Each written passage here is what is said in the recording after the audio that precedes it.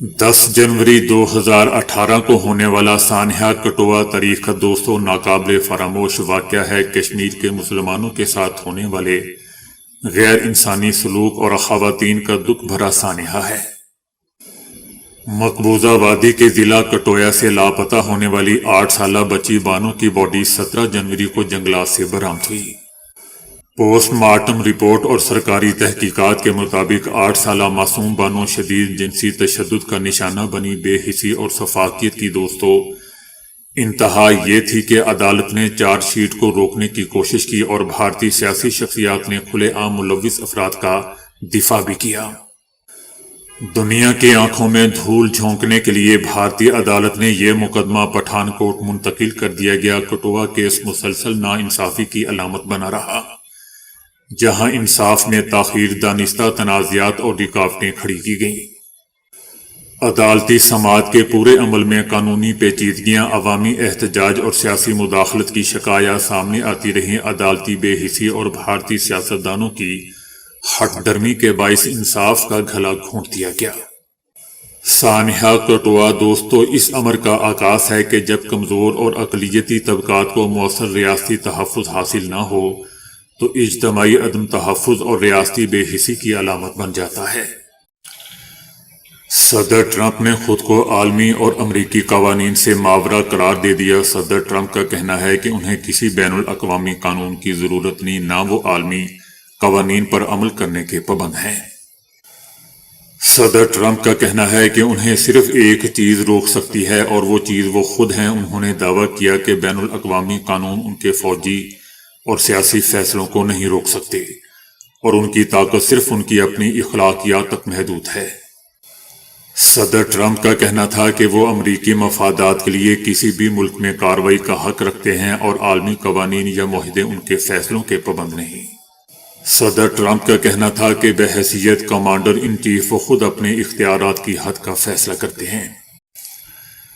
सदर ट्रंप ने ग्रीनलैंड के मामले पर रूस और चाइना को वाज़ेह पैगाम दिया है कि वो इस इलाके पर किसी को कब्जे की इजाज़त नहीं देंगे। उनका कहना था कि फिलहाल ग्रीनलैंड से मुतल्लिक मुख्तलिफ पहलुओं पर गौर जारी है और ग्रीनलैंड के लिए रकम पर अभी बात नहीं हो रही। इस इलाके के माली मामलात पर फैसला बाद में होगा। सदर ट्रंप का कहना था कि डेनमार्क पर डील करना चाहेंगे, हम ग्रीनलैंड नहीं देंगे तो आपका अगला पड़ोसी रूस या चाइना होगा और हम उन दोनों ममालिक को अपना पड़ोसी नहीं बना सकते। अमेरिका को ग्रीनलैंड का मालिक होना चाहिए ताकि रूस या चाइना उस पर कब्जा न कर सके। सदर ट्रंप का कहना था कि वेनेजुएला और अमेरिका के पास दुनिया का 55% तेल है और रूस और चाइना वो तमाम तेल खरीद सकते हैं जो वो अमेरिका या वेनेजुएला से चाहते हैं। सदर ट्रंप का कहना था कि रूसी सदर अच्छे इंसान हैं लेकिन उन्होंने मायूस किया। सदर ट्रंप का कहना था कि वेनेजुएला में $100 अरब तक सरमायाकारी पर गौर कर रहे हैं। वेनेजुएला की तेल सनत को किसी तरह दोबारा तामीर किया जाएगा, इस पर बात होगी। उनका कहना था कि वेनेजुएला की तरफ से हमें 30 मिलियन बैरल तेल दिया गया है। वेनेजुएला में कौन सी तेल कंपनियां जाएंगी इसका फैसला करेंगे। तेल कंपनियां अमेरिका से बराह रास्त डील करेंगी, वेनेजुएला से नहीं। सदर ट्रंप का कहना था कि फौरी तौर पर वेनेजुएला के 5 करोड़ बैरल तेल की रिफाइनिंग और फरोख्त का काम शुरू किया जाएगा। वेनेजुएला में सरमायाकारी करने वाली तेल कंपनियों को हिफाजती जमानतें दी जाएंगी। इंडिया की रियासत मणिपुर में मरकजी हुकूमत से दूरी खतरनाक हद तक बढ़ चुकी है। हाल ही में दोस्तों द इकोनॉमिस्ट ने तहलका खेज रिपोर्ट जारी की है जिसमें बताया गया है कि मणिपुर में 3 साल बाद भी अमन बहाल नहीं हो सका। रिपोर्ट में कहा गया है कि बीजेपी हुकूमत के गैर संजीदा रवैये ने मणिपुर को अमली तौर पर नस्ली बुनियादों पर तकसीम कर दिया है। मणिपुर में कुकी और मैयती बरादरी के दरमियान बढ़ती दूरियां बीजेपी हुकूमत की बालादस्ताना सोच का नतीजा है। सदर राज के निफाज के बावजूद बीजेपी हुकूमत मणिपुर में एतमाद बहाल करने में नाकाम रही है। मरकज के खिलाफ गुस्सा शिद्दत इख्तियार कर गया है, जबकि 2023 में हिंदू कम्युनिटी और ईसाई कम्युनिटी के मबैन बदतरीन नस्ली तशद्दुद भी हुआ था। मुतासरीन ने बीजेपी की हुकूमत पर इल्ज़ाम आयद किया है कि उसने तनाज़े को मुनज़्ज़म किया। बीजेपी हुकूमत वो ज़रूरी इक़दामात लेने से गुरेज़ा रही جو اس تشدد کو روک سکتے تھے۔ رپورٹ میں بتایا گیا ہے کہ تقریباً 50,000 لوگ، خاص طور پر عیسائی، آج بھی پناہ گزین کیمپوں میں رہتے ہیں۔ عیسائی کمیونٹی بے روزگار 84 روپے یومیہ حکومتی وظیفے پر گزارا کر رہے ہیں۔ عیسائی کمیونٹی اپنے لیے نیم خود مختار علاقے کا مطالبہ کرتی ہے۔ منی پور میں دوستوں سیکیورٹی کے نام پر جا بجا چیک پوسٹوں نے زندگی کو جہنم بنا دیا ہے۔ عیسائی قبائل کو عدالتوں سے بھی انصاف نہیں مل رہا۔ رپورٹ میں یہ بھی بتایا گیا ہے کہ منی پور بحران بھارت کو مزید عدم و استحکام کی طرف دھکیل رہا ہے۔ بی جے پی کی بد انتظامی منی پور میں نسلی تقسیم کو مزید گہرا کر رہی ہے۔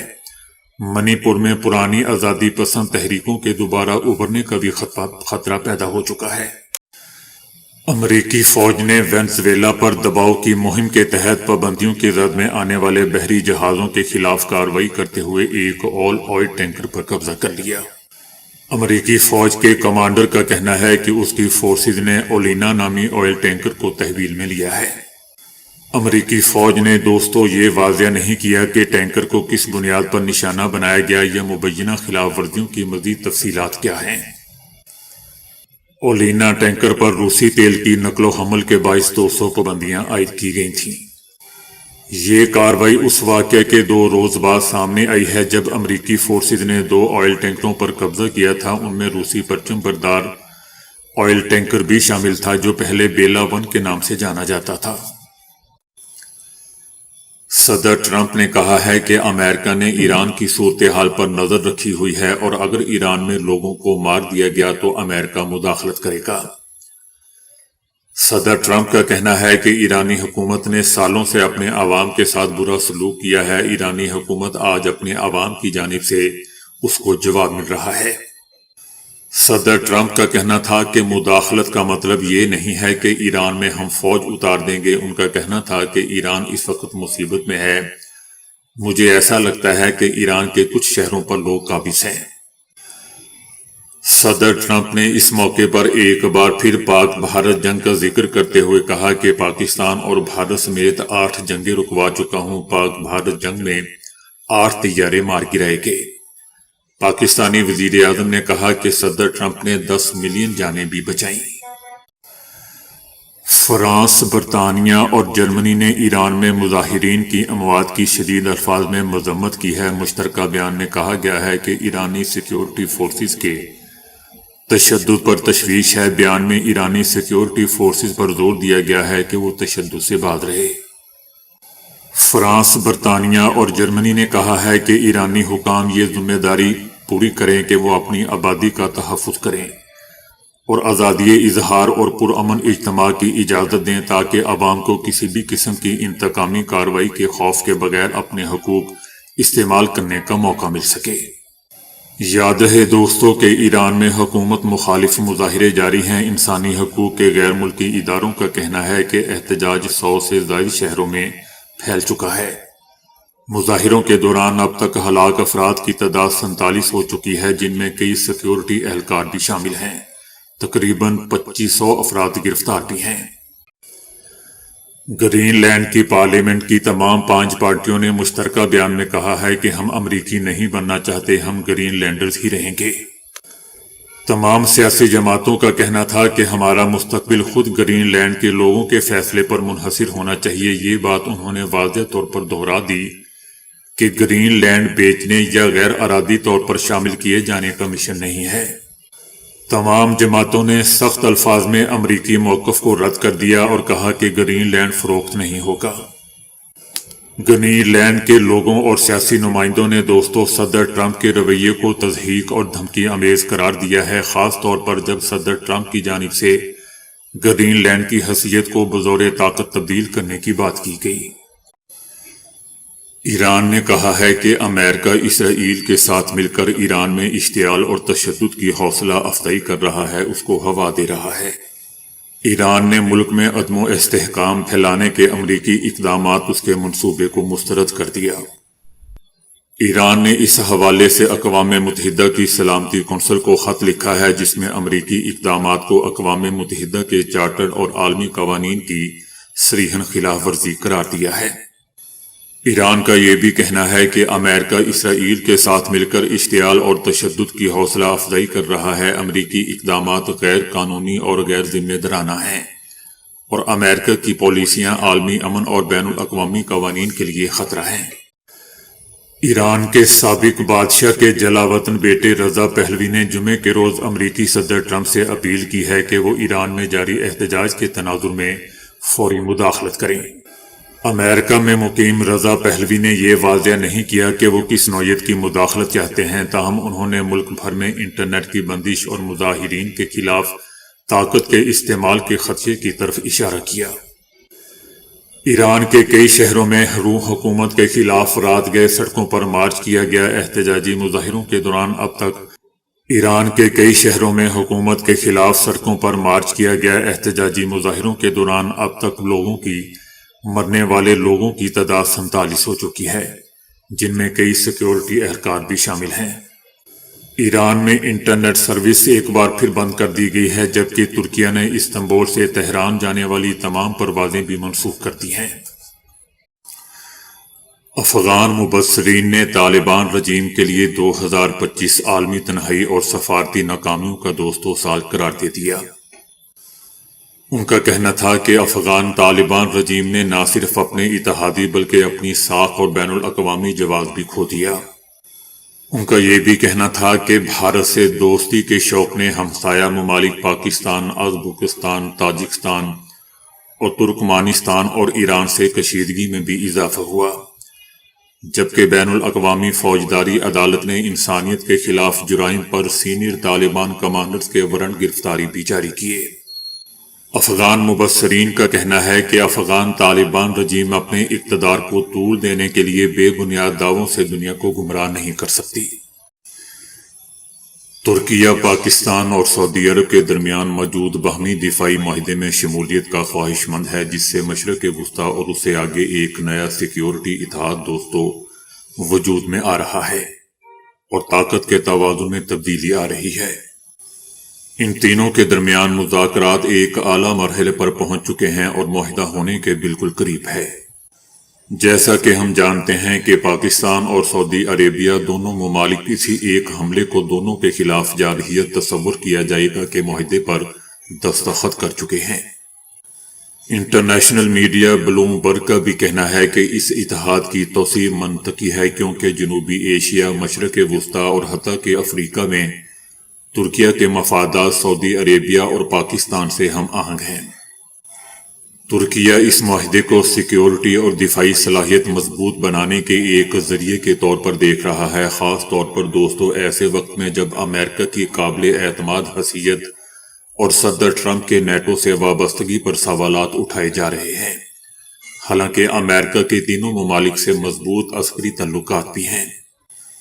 اس اتحاد میں سعودی عربیہ کی مالی طاقت، پاکستان کی جوہری صلاحیت، بیلسٹک میزائل اور افرادی قوت، جبکہ ترکیہ کا عسکری تجربہ اور ترقی یافتہ دفاعی صنعت شامل ہے۔ بلومبرگ کا کہنا ہے کہ جب امریکہ خطے میں اپنے اور اسرائیل کے مفادات کو ترجیح دے رہا ہے تو بدلتی صورتحال اور علاقائی تنازعات کے اثرات ممالک کو نئے اتحاد اور سیکیورٹی میکانزم بنانے پر مجبور کر رہے ہیں۔ انٹرنیشنل میڈیا بلومبرگ کا یہ بھی کہنا ہے کہ اگر ترکیہ اس اتحاد میں شامل ہوتا ہے تو یہ سعودی عربیہ کے ساتھ تعلقات میں ایک نئے دور کی نشاندہی کرے گا۔ برسوں کی کشیدگی کے بعد دونوں ممالک اقتصادی اور دفاعی تعاون کو فروغ دے رہے ہیں، اور اسی ہفتے ترکی میں پہلا بحری اجلاس بھی منعقد ہوا۔ اور میں یہ بھی بتاتا چلا جاؤں کہ سعودی عربیہ اور ترکی دونوں ایران کے حوالے سے درینہ خدشات رکھتے ہیں اور طاقت کے استعمال کی بجائے سفارتی روابط کو ترجیح دے رہے ہیں۔ بلومبرگ کا یہ بھی کہنا ہے کہ ترکیہ پاکستان نیوی کے لیے جنگی جہاز تیار کر رہا ہے اور پاکستان فضائیہ کے F-16 طیاروں کی اپ گریڈیشن میں بھی شریک ہے۔ اس کے علاوہ ترکیہ دونوں ممالک کے ساتھ ڈرون ٹیکنالوجی بھی شیئر کر رہا ہے۔ یہ تین ملکی دفاعی مذاکرات پاکستان اور بھارت کے درمیان مئی میں ہونے والی 4 روزہ فوجی جھڑپ کے بعد طے پانے والی جنگ بندی کے تناظر میں سامنے آئے ہیں۔ ترکیہ پاکستان کو دوسرا بڑا اسلحہ فراہم کرنے والا ملک ہے، جو پاکستان کی مجموعی اسلحہ درآمدات کا 11% بنتا ہے۔ امریکہ میں لاکھوں ڈالرز کی لابنگ کے باوجود بھارت کو سفارتی محاذ پر شکست کا سامنا ہے۔ بھارتی حکومت نے امریکی لابنگ فرم کو $4,50,000 دیے اور بھارت نے اپنی سفارتی ساکھ کو بحال کرنے کی کوشش کی۔ دوسری جانب بھارتی میڈیا کا کہنا ہے کہ آپریشن سندور میں بھارت نے لابنگ کے ذریعے صدر ٹرمپ کی انتظامیہ سے رابطے شروع کیے اور بھارتی وفد نے امریکی انتظامیہ سے ملاقاتوں کے لیے لابنگ فرم کی مدد لی۔ بھارتی میڈیا کا یہ بھی کہنا ہے کہ بھارت نے 2 لابنگ فرمز کو بالترتیب $1.8 ملین اور $75,000 سہ ماہی پر ہائر کیا، لیکن بات نہیں بن سکی۔